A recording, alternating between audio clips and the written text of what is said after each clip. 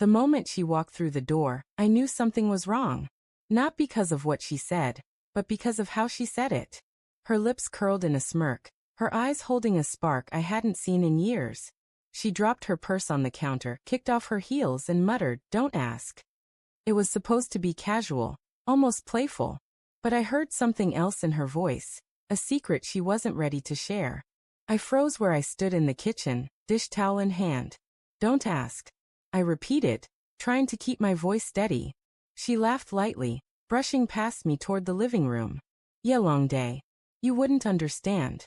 Just don't ask." Her perfume lingered in the air as she walked away, but all I could smell was suspicion. We'd been married 12 years.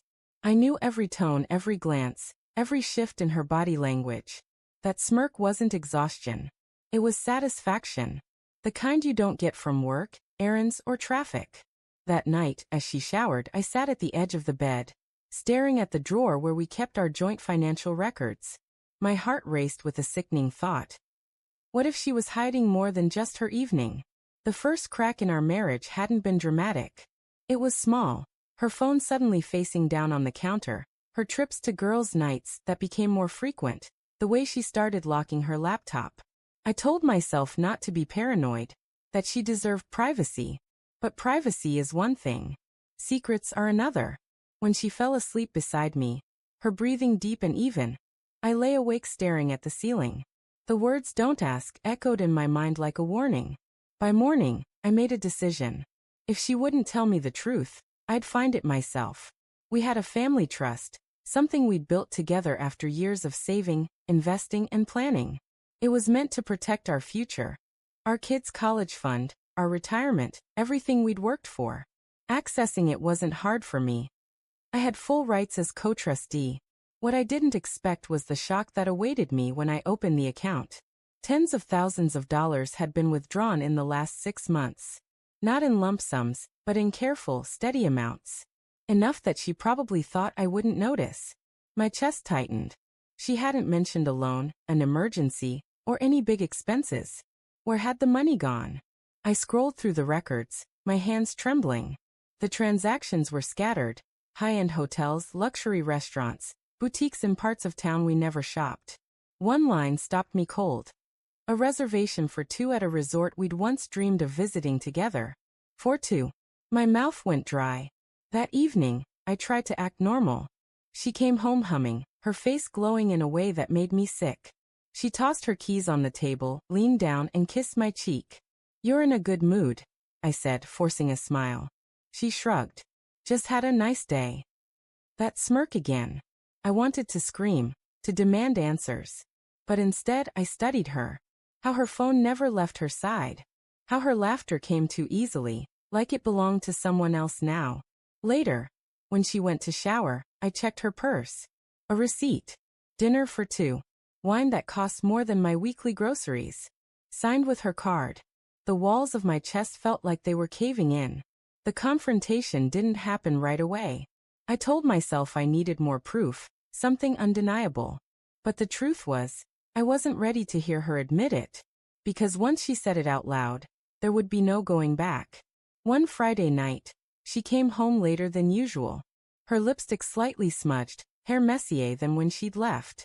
I was waiting in the living room, the trust documents spread across the coffee table. "Long day?" I asked, my voice sharper than I intended. She froze, eyes flicking to the papers. "What's this?" "You tell me," I said, leaning back. "Withdrawals. Resorts. Dinners. Thousands of dollars gone. All from our future. From our kids' future." Color drained from her face. "You went through the trust?" "Yes," I snapped. "Because you told me not to ask. So instead I looked. And now I'm asking, who is he?" Her silence was louder than any confession. She sank onto the couch, covering her face with her hands. "It wasn't supposed to go this far," she whispered. My stomach dropped. The room spun. "So it's true." Tears welled in her eyes, but they didn't move me. They felt like a performance. "It started. I don't know. I just felt invisible, like you didn't see me anymore. He made me feel alive again. I didn't mean to hurt you." I laughed bitterly, my hands shaking. "You didn't mean to hurt me?" You took our money. You took our trust. You built a life behind my back and thought a smirk and don't ask would keep it hidden. She reached for me, but I pulled away. Please, it's not what you think. No, I said, my voice breaking. It's exactly what I think. That night, I didn't sleep. I sat in the dark, staring at the trust documents, feeling the weight of betrayal crushing me. This wasn't just about money or even about the affair. It was about trust, something fragile we had spent years building, now shattered in a single confession. By morning, I made another decision. I contacted the trustee attorney, explained everything, and requested that the trust be frozen until legal proceedings could divide it. I wasn't going to let her lover enjoy another dime of what I had worked for. When she realized what I'd done, she screamed, called me vindictive, accused me of ruining everything. But the truth was she had already ruined it. I was just making sure the fallout didn't destroy me completely. The divorce was messy, as they always are.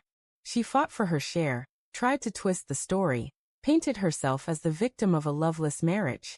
But I stayed quiet, calm and firm. The documents spoke louder than her tears. Months later, when the papers were signed and she moved out for good, I walked back into the empty house. The silence was heavy, but it was honest. No smirks. No lies. Just me, the broken pieces, and the chance to rebuild. I poured myself a glass of water, sat at the kitchen table, and whispered to the quiet, "Don't ask." This time it wasn't a warning. It was a promise to myself. Some wounds don't need explanations. Some truths stand on their own. And I was done searching for answers in someone who never deserved the trust one gave her.